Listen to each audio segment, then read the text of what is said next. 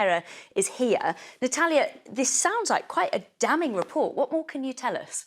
Well, currently, the Ministry of Defence has the biggest funding gap on record. A committee of MPs looked at the state of the MOD and found that the UK government did not have the funds to buy all the weapons that it needed for the Army, the Navy and the Air Force. So let's take a look at those numbers. The report has found that there is a funding hole of £16.9 billion, but actually that hole is likely to be closer to £28.9 billion. So that's £12 billion more in deficit because the armed forces limited their budget to what's affordable.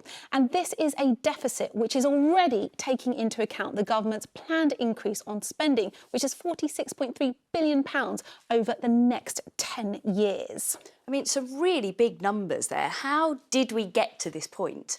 Well, inflation and a weak pound in the global market have been contributing factors because how much our government is able to spend on the military is linked to how well our economy is doing. But also is happening at a time when there is conflict across the world, and the report comes only a day after the Defence Secretary Grant Shapps met the Ukrainian president.